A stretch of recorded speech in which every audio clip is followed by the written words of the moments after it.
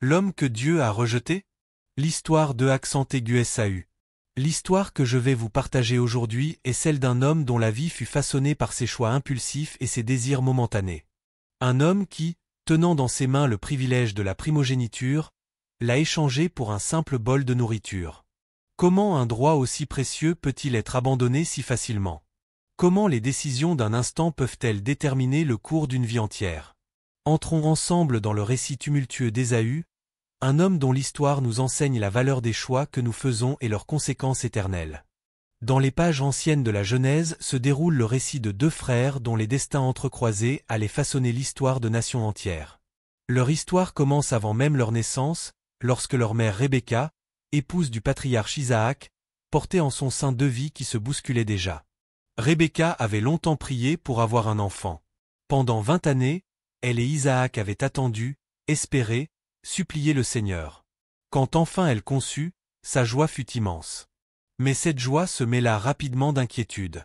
La lutte qui se déroulait dans son ventre était si intense, si troublante, qu'elle se tourna vers Dieu en demandant « Pourquoi cela m'arrive-t-il » La réponse divine résonna comme un oracle qui allait définir non seulement la vie de ses enfants, mais celle de peuples entiers.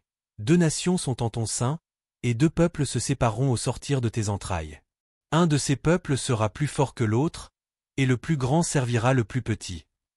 Ces paroles prophétiques annonçaient déjà le renversement des rôles traditionnels, une inversion de l'ordre établi qui défierait les conventions de leur société. Dans le silence de son cœur, Rebecca conserva précieusement cette révélation, sans peut-être en saisir toute la portée. Le jour de la naissance arriva. Le premier à voir le jour était couvert d'un manteau de poils roux, sa peau semblable à une cape velue. Ils le nommèrent Ésaü, velu ou achevé. Puis vint son frère, sa main agrippant fermement le talon d'Ésaü, comme s'il tentait de le retenir ou de le supplanter. On l'appela Jacob, celui qui tient le talon ou le supplanteur. Dès leur premier souffle, leur nom portait en eux les germes de leur destin. Les années passèrent et les différences entre les jumeaux devinrent de plus en plus évidentes. Ésaü grandissait en force et en vigueur, attiré par les grands espaces et les aventures en plein air. Son corps musclé et sa peau tannée par le soleil témoignaient de sa vie active de chasseur. Il arpentait les collines et les vallées, traquant le gibier avec une habileté innée. Son père Isaac, vieillissant et affaibli, développa une préférence pour Ésaü, savourant les mets savoureux que son fils aîné lui rapportait de ses chasses. Jacob, quant à lui, était d'un tempérament plus tranquille, préférant la vie domestique sous les tentes. Son esprit vif et calculateur en faisait un excellent gestionnaire des biens familiaux. Il passait de longues heures en compagnie de sa mère Rebecca, qui lui témoignait un amour particulier. Peut-être se souvenait-elle de la prophétie divine et voyait-elle en Jacob l'accomplissement de la promesse que le plus grand servirait le plus petit. Cette division des affections parentales, Isaac favorisant Ésaü, Rebecca préférant Jacob, créait un terrain fertile pour la jalousie et la rivalité. Les frères grandissaient dans une atmosphère où chacun cherchait à se distinguer, à gagner sa place dans le cœur de ses parents et dans l'héritage familial. En ces temps anciens, le droit d'aînesse revêtait une importance capitale. Le premier-né héritait non seulement d'une double portion des biens paternels, mais aussi du leadership familial et des bénédictions spirituelles associées à la lignée patriarcale. Pour une famille comme celle d'Isaac, descendant direct d'Abraham et héritier des promesses divines, ce droit d'aînesse portait une dimension sacrée supplémentaire, celle d'être le prochain maillon dans la chaîne de l'alliance avec Dieu. Pour Ésaü, cependant, ce privilège n'était qu'un concept abstrait, une promesse future sans valeur tangible dans l'immédiat. Sa nature impulsive le poussait à privilégier les satisfactions immédiates plutôt que les récompenses lointaines. Cette caractéristique allait bientôt le conduire à prendre une décision aux conséquences irréversibles. Un jour, alors que le soleil déclinait à l'horizon, Ésaü rentra d'une journée de chasse particulièrement éprouvante. Ses membres étaient lourds de fatigue, sa gorge asséchée par la soif, et son estomac criait famine. L'odeur alléchante d'un ragoût préparé par Jacob parvint à ses narines, réveillant davantage sa faim dévorante. Jacob, voyant son frère épuisé et affamé, reconnut l'opportunité qui se présentait à lui. Avec la ruse qui le caractérisait, il décida d'exploiter la vulnérabilité momentanée d'Ésaü. Pour obtenir ce qu'il convoitait secrètement, le droit d'aînesse. La scène qui suivit allait marquer un tournant décisif dans leur histoire. Laisse-moi manger de ce ragoût rouge, car je suis épuisé, demanda Ésaü, désignant le plat de lentilles que Jacob avait préparé. Jacob, saisissant l'opportunité, répondit calmement, « Vends-moi d'abord ton droit d'aînesse. » Ces mots simples allaient déclencher une transaction aux conséquences éternelles. Ésaü, dominé par la faim du moment et incapable de voir au-delà de son besoin immédiat, répliqua, « Je suis sur le point de mourir, à quoi me sert ce droit d'aînesse ?» Cette réponse révélait tout le mépris qu'Ésaü portait à son héritage spirituel. Dans son esprit, que valait un privilège futur face à la satisfaction immédiate de sa faim? En cet instant crucial, il fit un choix qui définirait sa vie et son héritage. Jacob, déterminé à sceller l'accord, insista, « Jure-le-moi maintenant. » Et Ésaü jura, cédant son droit d'aînesse contre un simple bol de ragoût de lentilles. Le texte de la Genèse conclut cet épisode par ces mots lourds de sens, « C'est ainsi qu'Ésaü méprisa son droit d'aînesse. » Cette phrase laconique résume la légèreté avec laquelle Ésaü traita un héritage sacré, privilégiant le plaisir éphémère sur la bénédiction durable. Ce moment de faiblesse révéla la nature profonde d'Ésaü, un homme gouverné par ses appétits physiques, incapable de différer la gratification pour un bien supérieur. En échangeant son droit d'aînesse contre un repas, il montra qu'il ne saisissait pas la valeur de son héritage spirituel, qu'il n'appréciait pas le privilège d'être dans la lignée promise d'Abraham et d'Isaac. Pour Jacob, ce fut le premier pas vers l'accomplissement de la prophétie entendue par sa mère. Bien que ses méthodes fussent discutables, il reconnaissait la valeur de ce qu'Ésaü méprisait. Il désirait ardemment les bénédictions spirituelles associées au droit d'aînesse, comprenant leur importance bien au-delà des avantages matériels immédiats. L'épisode du droit d'aînesse n'était que le début d'une série d'événements qui allaient creuser le fossé entre les deux frères. Les choix d'Ésaü continuèrent à refléter sa préférence pour les plaisirs terrestres au détriment des considérations spirituelles. À l'âge de 40 ans, Ésaü prit pour épouse deux femmes hittites, Judith et Basmath, des femmes issues de peuples païens des environs. Ces mariages causèrent beaucoup de chagrin à Isaac et Rebecca, qui voyaient leur fils aîné s'éloigner des traditions familiales et des promesses divines. En choisissant des épouses parmi les populations locales idolâtres, Ésaü montrait une fois de plus son manque de considération pour l'héritage spirituel de sa famille. Ces décisions révélaient un homme guidé principalement par ses désirs immédiats, sans considération pour les conséquences à long terme ou pour les valeurs transmises par ses ancêtres. Chaque choix qu'il faisait l'éloignait davantage du chemin tracé par Abraham et Isaac, creusant un fossé entre lui et l'alliance divine qui constituait le fondement même de l'identité familiale. Pendant ce temps, Jacob, malgré ses défauts et sa tendance à la manipulation, demeurait attaché aux promesses divines et conscient de leur importance. Encouragé par sa mère qui n'avait pas oublié l'oracle divin, il se positionnait stratégiquement pour devenir l'héritier spirituel de la famille, celui par qui passerait la bénédiction d'Abraham. Ainsi, deux chemins se dessinaient déjà clairement. Celui d'Ésaü, pavé de plaisirs immédiats et de satisfactions terrestres, et celui de Jacob, orienté vers un héritage spirituel dont la valeur transcendait le présent. Ces trajectoires divergentes allaient bientôt les conduire à une confrontation décisive, un moment où leur destin serait scellé de façon irréversible. Le temps passa, et Isaac vieillissait. Sa vue s'affaiblissait, et sentant la fin de sa vie approcher, il décida qu'il était temps de transmettre la bénédiction patriarcale à son fils aîné, Ésaü. Cette bénédiction n'était pas une simple formalité. Elle représentait la transmission officielle du statut de chef de famille et des promesses divines faites à Abraham. Isaac appela Ésaü et lui dit, « Mon fils, je suis vieux maintenant et j'ignore le jour de ma mort. Prends donc tes armes, ton carquois et ton arc, va dans la campagne, et chasse-moi du gibier. Tu m'en feras un plat savoureux comme je les aime, et tu me l'apporteras à manger, afin que mon âme te bénisse avant que je meure. » Rebecca, qui écoutait attentivement, entendit ces paroles. Se souvenant de la prophétie divine concernant ses fils et convaincue que Jacob devait recevoir la bénédiction, elle élabora rapidement un plan audacieux. Dès qu'Ésaü fut parti chasser, elle appela Jacob et lui révéla les intentions d'Isaac. « Écoute, lui dit-elle, j'ai entendu ton père parler à ton frère Ésaü et lui dire d'aller chasser du gibier pour préparer un plat savoureux afin qu'il le bénisse avant sa mort.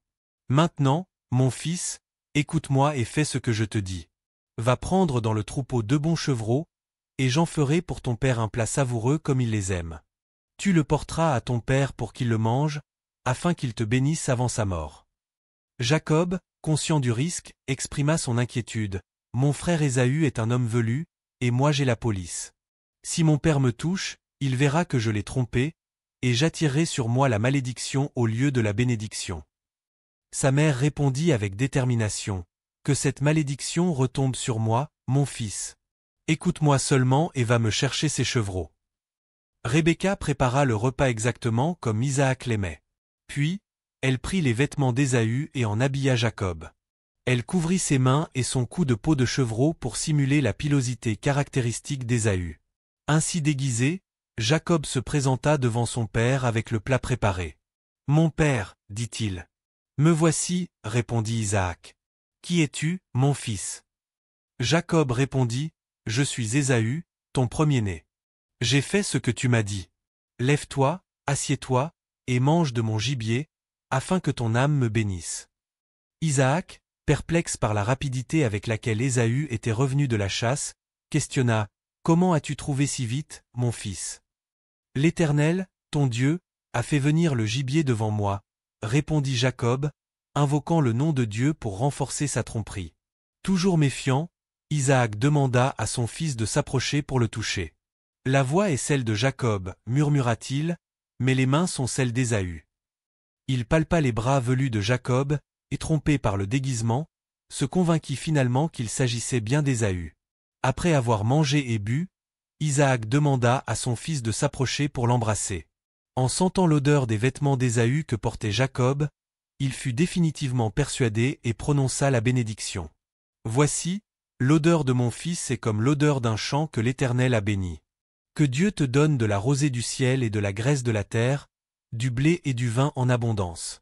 Que des peuples te servent, et que des nations se prosternent devant toi. Sois le maître de tes frères, et que les fils de ta mère se prosternent devant toi.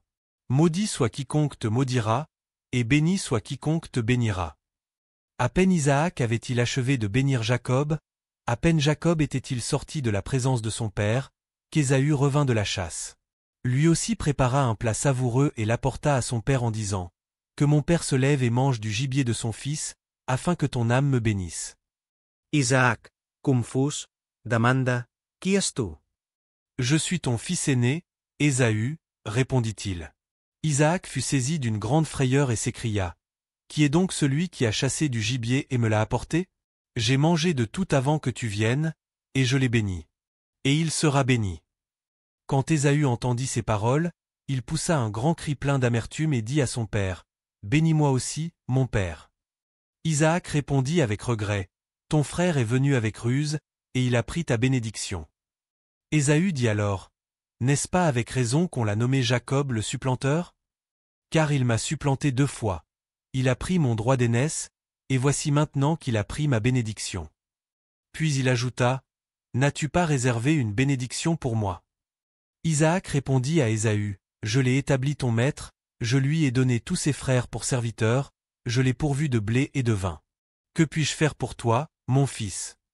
Ésaü dit à son père, « N'as-tu que cette seule bénédiction, mon père ? Bénis-moi aussi, mon père. » Et Ésaü éleva la voix et pleura. Ému par la détresse de son fils, Isaac prononça néanmoins une bénédiction qui ressemblait davantage à une prédiction de vie difficile. « Voici, ta demeure sera privée de la graisse de la terre et de la rosée du ciel. Tu vivras de ton épée, et tu serviras ton frère. Mais il arrivera que, lorsque tu t'agiteras, tu briseras son joug de dessus ton cou. » Cette scène déchirante révèle toute la tragédie d'Ésaü.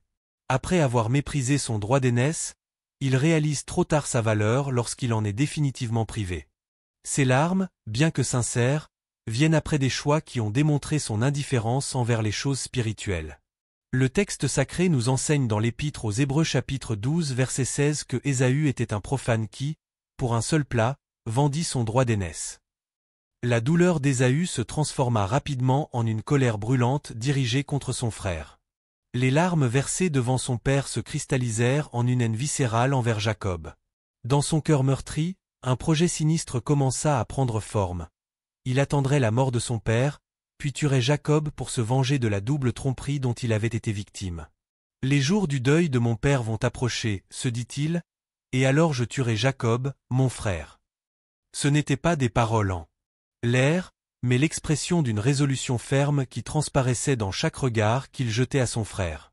L'amertume avait pris racine dans son âme, se transformant en un désir féroce de vengeance qui consumait ses pensées jour et nuit. Ces paroles menaçantes parvinrent aux oreilles de Rebecca, toujours vigilante quant à la sécurité de son fils préféré.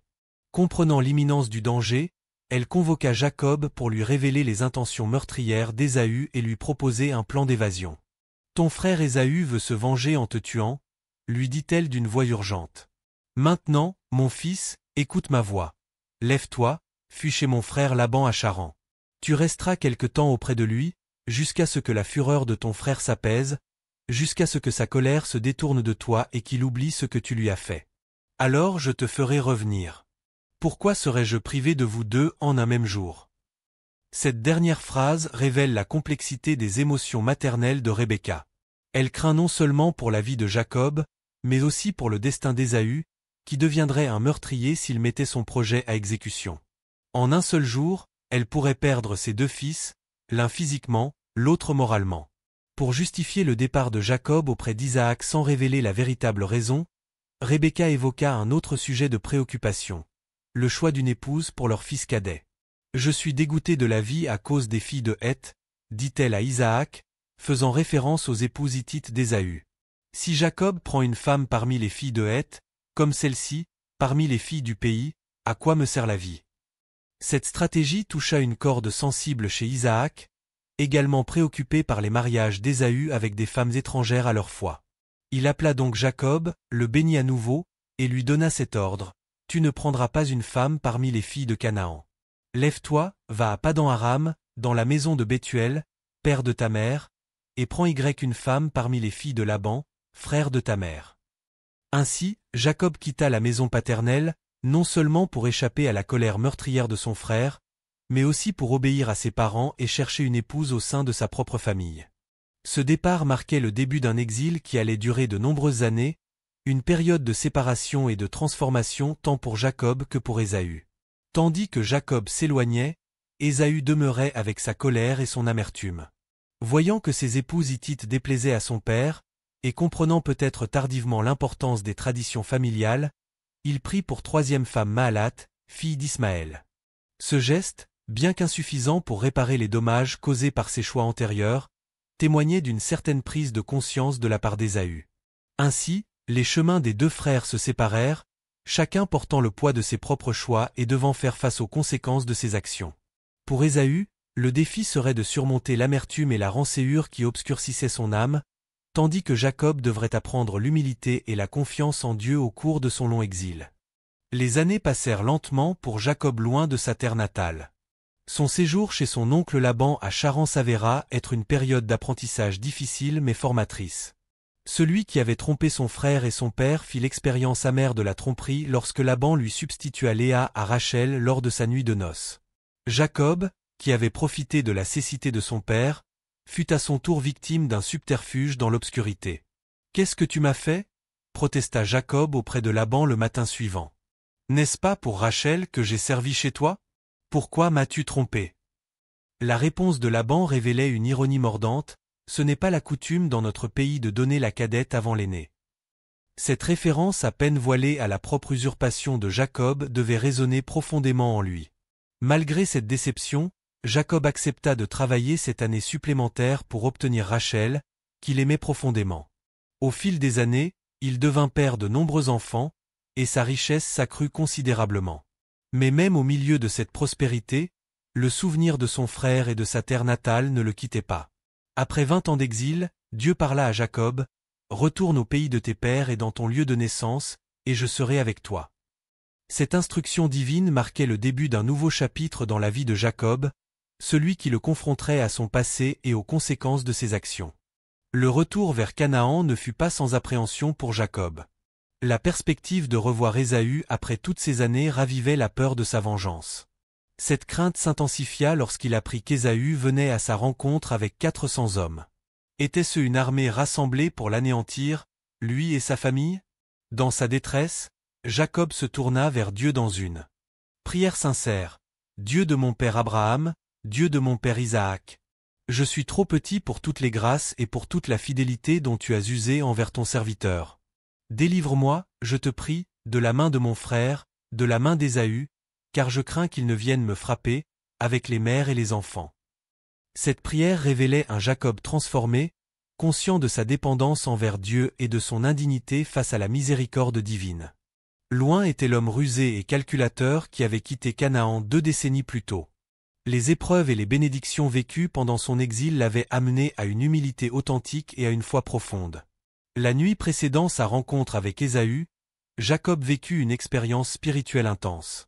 Resté seul au gué du Jabbok, il lutta jusqu'à l'aube avec un personnage mystérieux que le texte identifie comme Dieu lui-même. Au terme de ce combat, Jacob reçut un nouveau nom, Israël, celui qui lutte avec Dieu, marquant sa transformation spirituelle. Boitant à cause de la blessure reçue lors de cette lutte, Jacob s'avança le lendemain à la rencontre de son frère.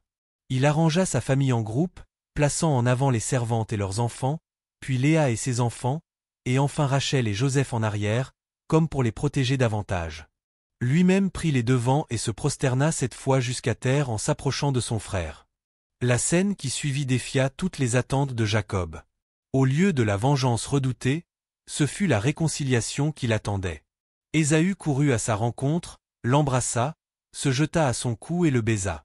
Et ils pleurèrent. Ces retrouvailles émues témoignaient d'un changement tout aussi profond chez Ésaü, qui avait apparemment trouvé le moyen de surmonter sa colère et son amertume au cours des années de séparation. Lorsqu'Ésaü demanda qui étaient toutes ces personnes, Jacob répondit humblement, « Ce sont les enfants que Dieu a accordés à ton serviteur. » Cette réponse, reconnaissant la bénédiction divine dans sa vie, contrastait avec son attitude manipulatrice d'autrefois. Ésaü refusa d'abord les cadeaux que Jacob lui offrait, affirmant « J'ai beaucoup, mon frère, garde ce qui est à toi. » Ces paroles suggèrent qu'Ésaü avait trouvé sa propre voie vers la prospérité et n'était plus consumé par la jalousie ou le ressentiment envers son frère. Il avait dépassé le besoin de vengeance et trouvé une forme de paix intérieure. Jacob insista néanmoins pour que son frère accepte ses présents, déclarant « J'ai regardé ta face comme on regarde la face de Dieu, et tu m'as accueilli favorablement. » Cette comparaison surprenante entre le visage d'Ésaü et celui de Dieu souligne l'importance que Jacob accordait au pardon de son frère. Pour lui, cette réconciliation inattendue était rien moins qu'un miracle divin, une manifestation de la grâce de Dieu dans sa vie. Après ces retrouvailles pacifiques, les deux frères se séparèrent à nouveau. Ésaü retourna à Séhir, la région montagneuse où il s'était établi, tandis que Jacob poursuivit son chemin vers Canaan. Leurs chemins divergeaient une fois de plus, mais cette fois sans animosité ni rancune, chacun ayant trouvé sa place dans le plan divin. L'histoire d'Ésaü ne s'arrête pas à cette réconciliation. La Bible nous apprend qu'il devint le père des Édomites, peuple qui s'établit dans la région montagneuse de Séhir. La Genèse consacre tout un chapitre à énumérer sa descendance et les chefs qui sont issus de lui, témoignant ainsi de l'importance de sa lignée dans l'histoire du Proche-Orient ancien. Bien qu'il ait perdu la bénédiction spirituelle liée à l'alliance abrahamique, Ésaü prospéra matériellement et donna naissance à un peuple puissant. Sa vie illustre une vérité profonde. Les conséquences de nos choix nous suivent, mais elles ne déterminent pas entièrement notre destinée. Même après avoir méprisé son droit d'aînesse et perdu la bénédiction paternelle, Ésaü trouva un chemin vers une vie significative et la paix intérieure. L'Épître aux Hébreux nous met en garde contre l'exemple d'Ésaü, le décrivant comme un profane qui, pour un seul plat, vendit son droit d'aînesse. Cette caractérisation sévère ne doit pas nous faire oublier la complexité du personnage et sa capacité à transcender l'amertume pour atteindre le pardon.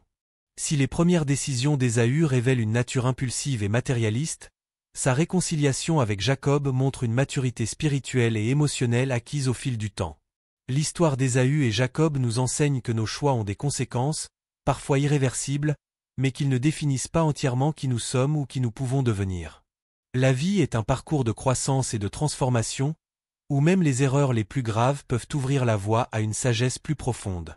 La réconciliation entre les frères nous rappelle également la puissance du pardon, tant pour celui qui pardonne que pour celui qui est pardonné. En abandonnant son ressentiment, Ésaü s'est libéré d'un fardeau qui aurait pu empoisonner toute son existence. Et Jacob, en recevant ce pardon inattendu, a fait l'expérience tangible de la grâce divine, préfigurant ainsi le message de réconciliation qui traversera toute l'histoire biblique. Le contraste entre les choix initiaux d'Ésaü et sa capacité ultérieure à pardonner nous invite à réfléchir sur notre propre rapport au bien matériel et spirituel. Sommes-nous, comme le jeune Ésaü, prêts à échanger des bénédictions durables contre des satisfactions éphémères? Ou avons-nous appris, comme l'Ésaü mûri par les années, à discerner ce qui a véritablement de la valeur dans nos vies? L'histoire tumultueuse d'Ésaü et Jacob, de leur rivalité fraternelle à leur réconciliation émouvante, traverse les millénaires pour nous parler aujourd'hui. Elle nous rappelle que nos vies sont tissées de choix, de conséquences, de pertes et de rédemption. Elle nous montre que même après les plus graves erreurs, des chemins de paix et de guérison restent possibles. Quand nous observons les vies entrelacées d'Ésaü et Jacob, nous voyons se déployer un récit de transformation personnelle au sein d'un plan divin plus vaste. Ces deux frères, si différents dans leur tempérament et leurs choix, étaient tous deux nécessaires au dessein de Dieu pour l'humanité. À travers Jacob, devenu Israël, naîtrait le peuple de l'Alliance, porteur de la promesse messianique. À travers Ésaü naîtraient les Édomites, nation dont l'histoire s'entremêlerait avec celle d'Israël pour des siècles. Lorsque nous considérons le parcours d'Ésaü en particulier, nous pouvons tirer 3 leçons essentielles pour notre vie spirituelle. Premièrement, nos décisions présentes façonnent notre avenir. Chaque choix que nous faisons, même ceux qui semblent insignifiants sur le moment, peut avoir des répercussions durables sur notre vie. Comme Ésaü l'a appris douloureusement, un moment d'impulsivité peut entraîner des conséquences irréversibles. Deuxièmement, la valeur des bénédictions spirituelles surpasse souvent celle des satisfactions matérielles immédiates. En privilégiant le plaisir éphémère de la nourriture au détriment de son héritage spirituel, Ésaü a illustré une tendance humaine universelle à sacrifier le permanent pour l'immédiat, l'éternel pour le temporel. Troisièmement, même après les plus grandes erreurs, la réconciliation et la paix intérieure restent possibles. Le parcours d'Ésaü nous montre qu'aucune défaite n'est définitive tant que nous restons ouverts à la croissance et au changement. Sa capacité à pardonner à son frère et à trouver sa propre voie vers la prospérité témoigne de la résilience de l'esprit humain. Ces leçons nous invitent à nous poser des questions profondes sur notre propre vie. Quels sont nos plats de lentilles aujourd'hui? Quelles bénédictions durables risquons-nous d'échanger contre des satisfactions éphémères? Comment pouvons-nous cultiver la sagesse nécessaire pour discerner ce qui a réellement de la valeur? La sagesse d'Ésaü est venue tardivement, après des choix regrettables et des années d'amertume. Son histoire nous invite à développer cette sagesse plus tôt dans notre parcours, à peser les conséquences de nos décisions avant qu'elles ne deviennent irréversibles. Finalement, l'histoire d'Ésaü nous rappelle que Dieu peut utiliser même nos erreurs et nos défaites dans son plan plus large. Bien qu'Ésaü ait perdu la bénédiction patriarcale, il trouva néanmoins sa place dans l'histoire sacrée et devint l'ancêtre d'un peuple important. Sa vie, avec ses hauts et ses bas, ses choix impulsifs et sa réconciliation finale, témoignent de la complexité de l'expérience humaine et de la patience divine qui accompagne nos errements et nos retours. En méditant sur cette histoire ancienne mais toujours pertinente, nous sommes invités à examiner nos propres priorités et à réfléchir à la façon dont nos choix quotidiens reflètent nos valeurs les plus profondes. Sommes-nous gouvernés par nos appétits immédiats, comme le jeune Ésaü, ou cherchons-nous à discerner et à poursuivre ce qui a une valeur durable dans notre vie? L'histoire d'Ésaü nous enseigne qu'il n'est jamais trop tard pour grandir en sagesse et pour choisir le chemin de la réconciliation plutôt que celui de la rancune. Même après avoir vendu son droit d'aînesse et perdu la bénédiction paternelle, Ésaü a trouvé la force de pardonner et de construire une vie significative. Son parcours nous rappelle que nos erreurs, aussi graves soient-elles, ne définissent pas entièrement notre destinée si nous restons ouverts à la transformation et à la grâce. Je vous remercie sincèrement d'avoir suivi cette exploration de la vie d'Ésaü, cet homme complexe dont l'histoire continue de nous parler à travers les siècles. Qu'avez-vous ressenti en découvrant son parcours? Y a-t-il des aspects de sa vie qui résonnent particulièrement avec votre propre expérience?